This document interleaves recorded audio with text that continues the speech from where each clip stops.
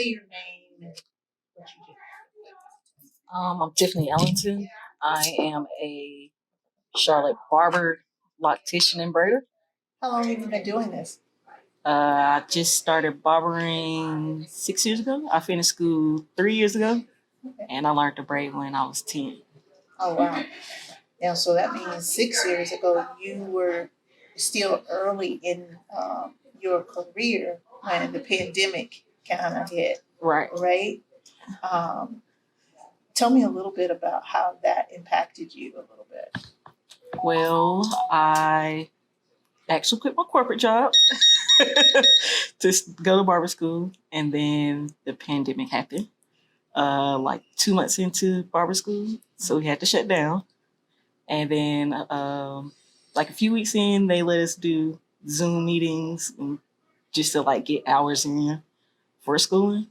And then maybe a month or two after that, so I would say like 4 months in, they was like, we are essential, so let's continue. Okay. But we didn't get as much practice because people were still afraid of being around crowds and things like that. So it was more us doing schoolwork or cutting on each other. Hmm. So when you were cutting on each other, kind of a thing, were there any special precautions that you have to take? Gloves, gotta wear your mask. Everybody had to make sure they was getting tested and things like that, to make sure that, we wasn't, because we in close proximity to each other, make sure that nobody was getting sick, things like that. So if anybody felt like they was sick, even if they thought it was just the cold or anything like that, we had to be at home. So what did you do while you were at home? A homebody. Binge watch movies, TV shows. Okay. That cut into your career and what you're studying too, right? Right. So it took a little longer than expected. During that time when you were kind of locked down, did that strengthen or come challenging for your friends and relationships? Because they had us separated. Right. Did you? And that's kind of like a personal question. We're just kind of getting the root to who you are too. Right. Did that cause any issues during the pandemic? Yes and no. Social life was definitely a lot different. Just having to talk on the phone and things like that, and not being able to actually go out and have fun. It was more so virtual fun. I got you. Okay.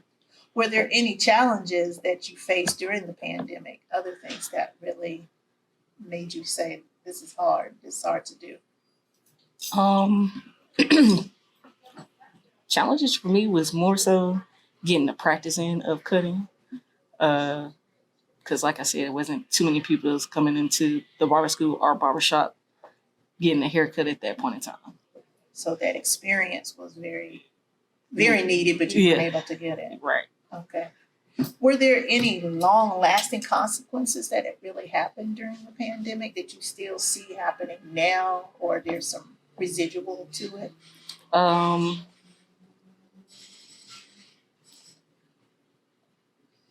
would say price. A lot of people, prices of haircuts and things like that. A lot of people, because the cost of living has gone up, and cost of food and things like that, they're so used to paying a certain amount before COVID, and then now after COVID, and we're like, we still have to make a living just like you. So the prices of haircuts went up. By how much? Probably $20. Well, okay.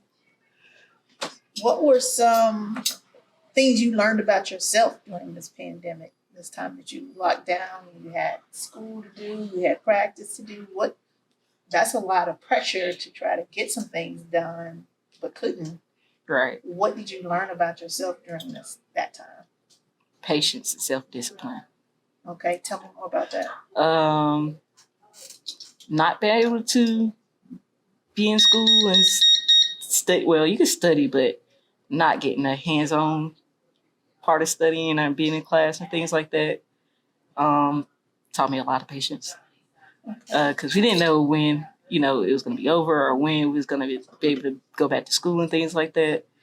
Um, and then just being disciplined of just still trying to do my workbook and look at haircutting videos and things like that. Okay. So how did it affect barbering clientele? It was very slow. Very slow. Very, very, very slow. Even like getting out of school, it was still slow. I could say on a normal day, we might have 10 to 15 people in a week come in. Compared to now, I could get between 30, Okay. 25, 30 people come in during a week. When did it change? When did the shift for you from 2020 till now? Where was it? Probably last year. Probably last year to Last, now. yeah. Mm. So you have definitely increased in your clientele that's coming in for you. Yes. Can you tell me a little bit about some of the challenges you faced that still is still have to keep in mind because of the pandemic and because of COVID? Still making sure that like even if we got a cough or cold or anything like that, if we feel sick, just still get tested.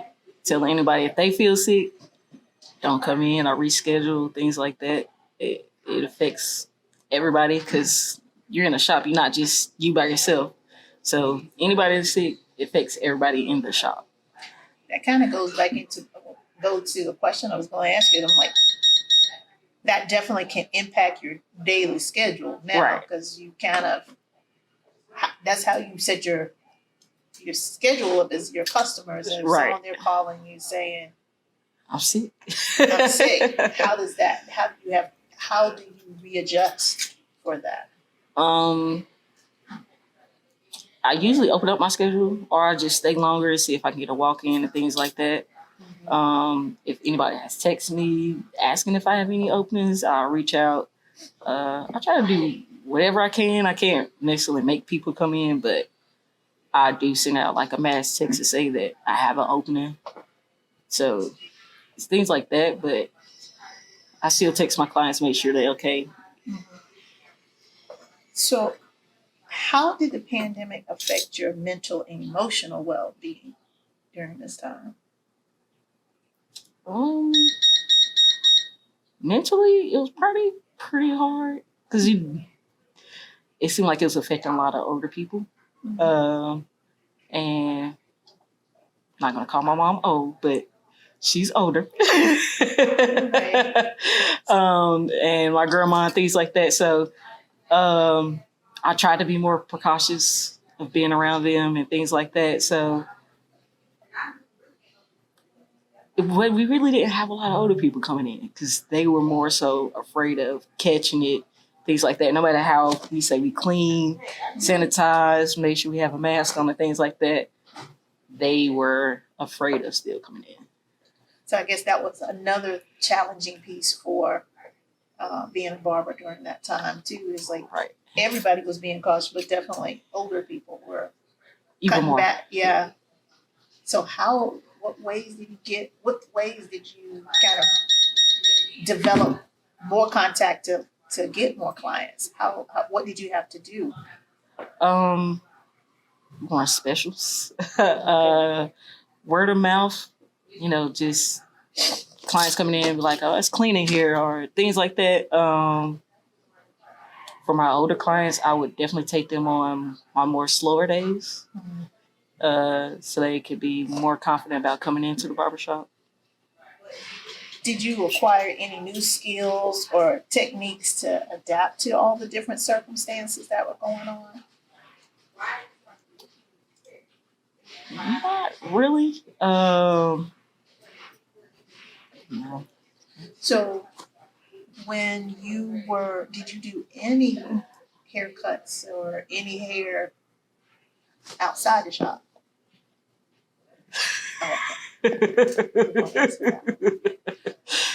Practicing before you had your license. I was practicing. Yeah. So you were practicing and you had to, who did you practice on? I have family that stay down the street. Okay. My mom wears a short haircut. My brother would come over. I had people that would trust me enough. Okay. Because you needed that to just stay Yeah, stay on top of it. Stay on top of it for the class. Right.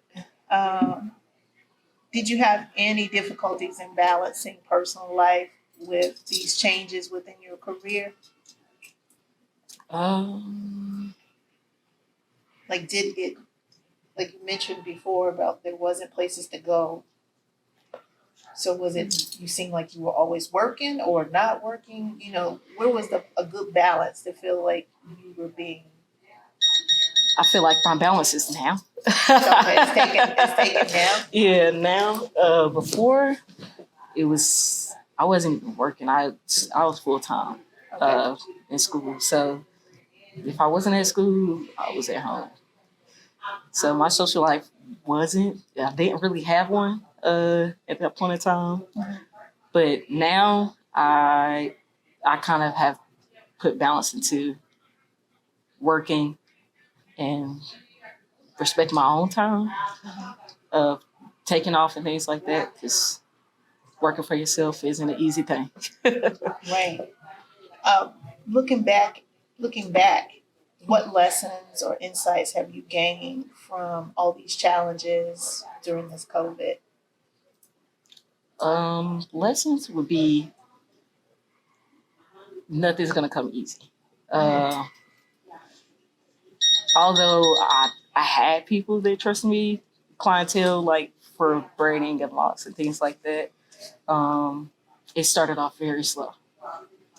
Very slow. A lot of people think that when you come into the barbering or just being an entrepreneur in general, that it might come easy just because you know a lot of people. Mm-hmm. And I can tell you now, I have more strangers than friends that supports me. So, Well, you mentioned just another challenge there. Not only were you trying to finish school during this pandemic, but also starting as an entrepreneur, starting a business right, during the pandemic. right. What was that like? Is that scary to think that, oh, this is all my money is coming from what I'm getting ready to go do? Right. Yes.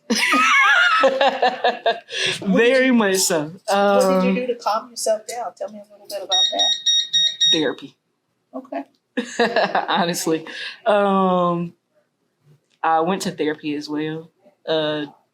Just because I was second guessing myself on taking the leap of faith and just learning myself in general of making my own decisions and things like that, not really worrying about what anybody else is going to say or just living for my past and things like that. So, yeah, just. And how do you feel you are now? Better? I'm still learning. I'm still learning. It is a process, right? It still is. Were there any moments or incidents that stood out to you during this whole time with you, whether it was something personal with you or family or anything like that? Was there anything that stood out to you? During the pandemic, a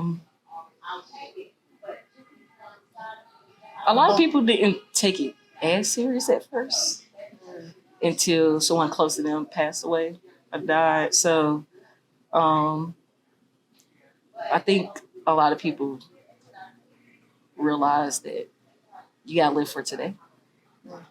Did you have anyone close to you that passed away? From COVID, yes, Okay. I did.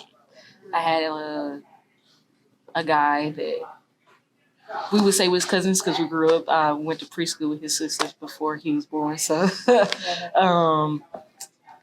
yeah, he passed away from COVID. And with COVID, it was always sudden. It was never like some people didn't have symptoms and things like that. So, that was shocking. Yeah. Okay. And were you able to go to their funeral or go? Yes, but it was a limited amount of people. Okay.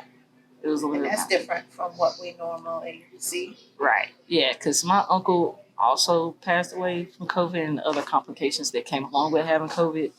And I think the limit of people that can be in a funeral home was like 30.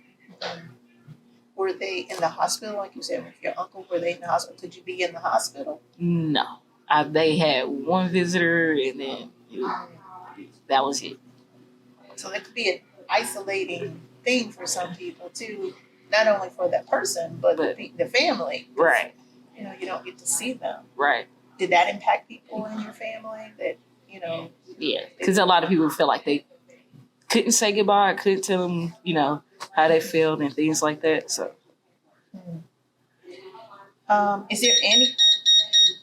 is there any other stories or experiences that stood out to you during this time, or how you have recovered from those 3 years to now? Do you see yourself in two different kind of like, oh no, we had almost two different worlds, that pre and now. So what were the differences for you? Pre-COVID or before COVID? Yeah, do a verse. Versus. Pre-COVID, I can say that I probably wouldn't have done this interview. Why? What you say? Because I was more to myself, shy, wouldn't really say too much unless I actually knew you. But now, because I have to talk to people, I have people sitting in my chair, I have to give off the energy, good vibrations, things like that.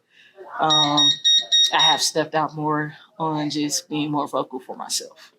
Okay. Tell me a little bit, where are you from? Are you from Charlotte? I'm born and raised. Okay. And what area of Charlotte are you from? I actually grew up down the street from the shop. I'm east side of Charlotte, went to Cochran and Garinger. Okay. Is there anything else you'd like to share with us? I just tell people follow their dreams. Don't second guess the things that you actually want to do with your life. Even if you feel like, you know, it may not work out, but at least you can say you tried. Awesome. Because that came from this trial, right? Right. That life is short. Very much so. Well, thank you so much. Thank you very much for that.